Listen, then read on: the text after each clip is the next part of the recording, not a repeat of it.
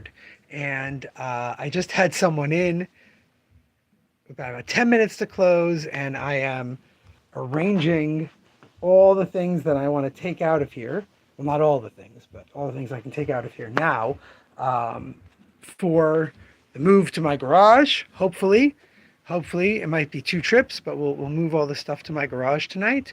Um, but I just had someone in for the second time in a couple days, second time in 2 days, uh, doing something that just absolutely drives me crazy, which is asking if we sell cards. And then when I point out the game store across the street, being like, yeah, like, sure, I know about them, but uh, it's crazy to me. Like, I, when we opened, lots of people said, I do sell comic books, Joseph. Right behind me are a whole bunch of wonderful new comics for tomorrow, and a nice little section that I actually cleaned up a little bit today. Um, but it infuriates me because I understand what they're saying, thinking, not saying, but implying. That's not a real game store. They don't have singles. They don't have boxes and boxes of the One Piece cards that other stores went to Costco and bought up, or just ordered crazy numbers on when they saw that they were selling out.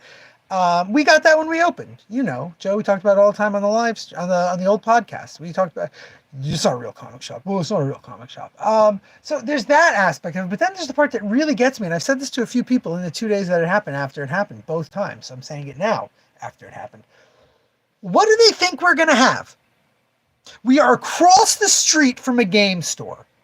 Let's say we also carry Magic cards, Pokemon cards, One Piece cards, Lorcana. Let's say we carry all the card games. This is generally what they're asking about. You think we'd still have any? They're out. They got nothing. They've got zero One Piece, zero anything that you're looking for, Chromatic, Prisma, whatever. And you think, oh, well, maybe the place across the street has them. Why would we have them if they don't? People would go there. They don't have them. They'd come here and they get them from us. It's absurd. The guy yesterday was with his whole family, and he was like, well, yeah, I was just seeing if you have, things they don't have. And I'm like, they're a whole gaming store. It's possible that we'll have a monster manual and they didn't have a monster manual, I guess. But it drives me crazy, and I want to yell at these people, kind of. I'd be like, why don't you ask the people in the game store for the thing that you're looking for, and they can see if they can order it for you. Xbox games, French antiquities, and fresh made sandwiches. That would be a pretty freaking amazing comic store, Joe. Or game store. That'd be pretty amazing, anything kind of store. Anyway, just infuriates me. Update. If you live in Huntington or you shop in Huntington, please be aware tomorrow, March 4th, Emily Blunt is coming to town with her buddy Steven Spielberg. And the two streets that we border and our entire parking lot is going to be closed for shooting that film. We're in Huntington, Long Island.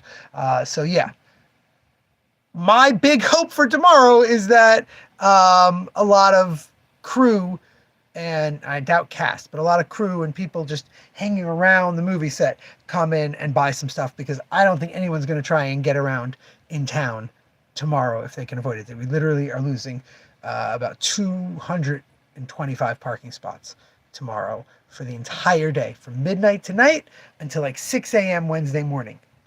So I hope, my plan is to deal with all of this mess, all of this stuff that's piled up over here by the door while I've been rearranging. All the mess I just made here in the back, which you can't really see, but you see that little pile over there, and you see Appa hanging out.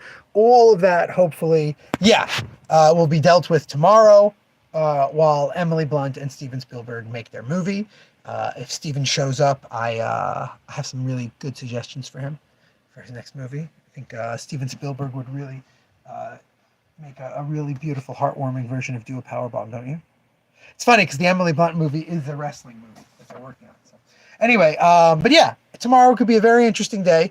I do not think I'll be doing the live stream when there's any chance someone could walk in who's working on a film, because who knows how they'll react. I really have no idea. But we've also got 22. I have no idea the name of the movie. I have no idea. Steven Spielberg, Emily Blunt project. You can look it up. I'm sure it's got a name somewhere. My neighbor told me. No one even told me. I mean, I knew that they were doing a filming around here. I didn't know they were closing off all the streets. Anyway, 22 new books that we're going to look at tomorrow. Joe, I will not be bringing up AI with Steven Spielberg.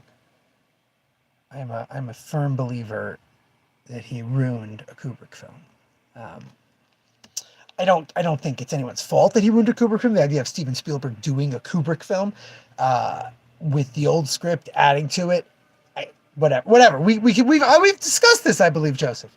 But I will not be bringing it up. I can't. If he mentions it, if he goes, "Did you like it?" I go, "My friend Joe does.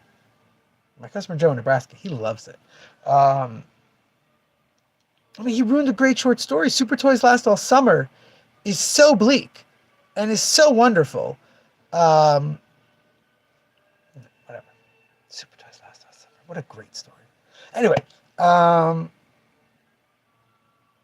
completely lost my train of thought because you had to bring up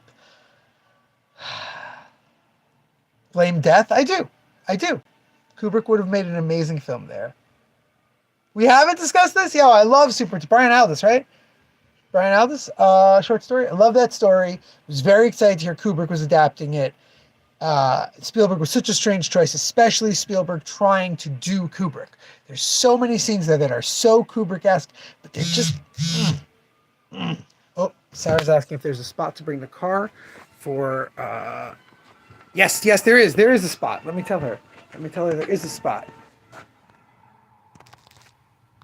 Right in front. I'm tempted to just run outside right now. Here we go. Just stand right here. Should I stand here in the spot? Just stand here until anyone comes up. What a beautiful sunset. Anyway, beautiful Huntington, Long Island. Tomorrow, yeah, that's my hope. My hope is that Steven comes tomorrow and buys the store out, supports a fellow Jew. Actually, I used to eat at his mom's restaurant whenever we would go to LA